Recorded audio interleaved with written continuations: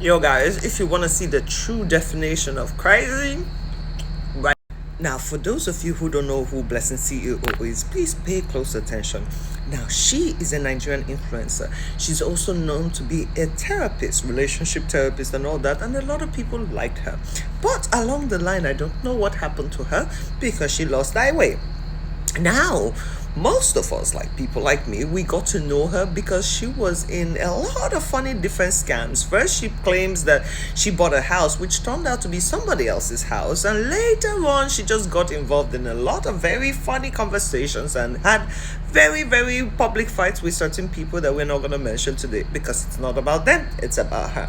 So majority of you know that if you want to be rich and famous in this town, you need to chase clouds. You need to come up with the most outrageous stories to get the attention of the public, and that she kept doing. First of all, she gets involved with a man called IVD. IVD was previously married to another beautiful woman, and something along the line went wrong. Now, magically, instead of her to be the therapist of him, she got involved in their affairs, and according to her, she claimed that she never has to compete with any woman for a man's attention because all she can do is just put her 6 feet under. That's the extreme to which she goes. That wasn't enough though. What does she go ahead to do? She fakes stage 4 cancer. I mean, who in their right mind, only a true psychopath, could actually call upon themselves such a disease that claims the lives of people constantly in Nigeria? On a daily, there's somebody being lost from that.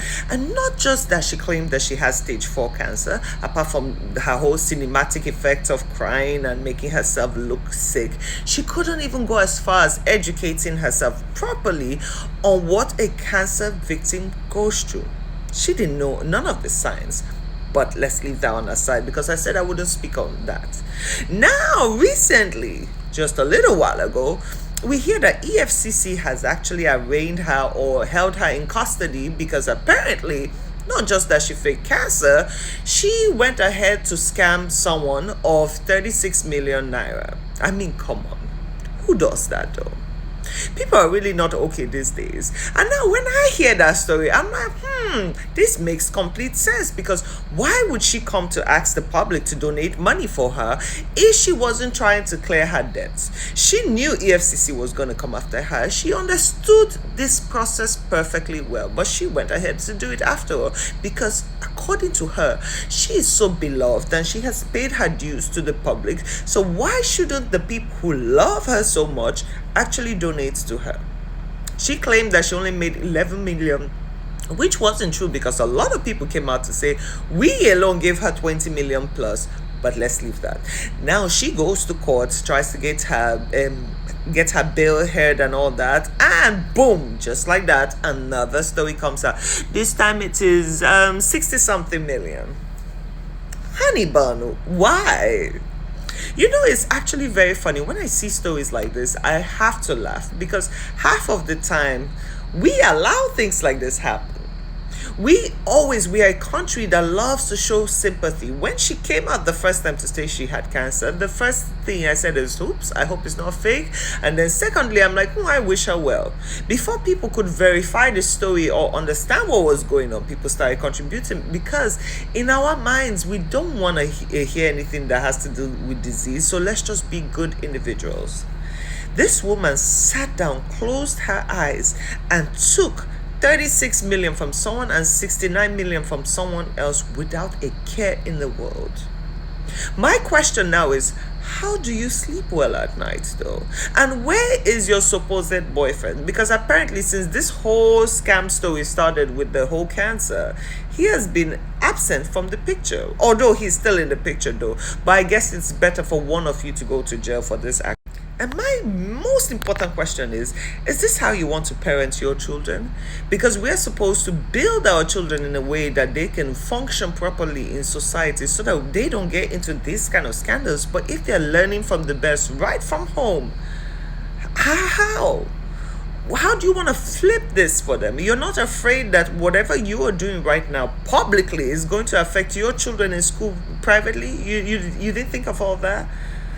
how people can offend people, take from people. Somebody somewhere sat down and worked very, very hard for their money, did all the right things in the book, trusted you, and that's the funniest part, that somebody actually trusted you with their money.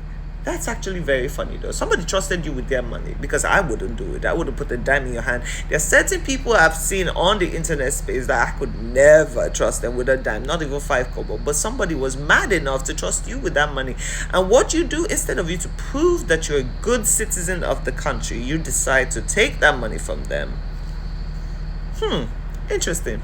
I sincerely hope that EFCC keeps you long enough, because the truth is that we do not give people the right kind of consequences for their actions.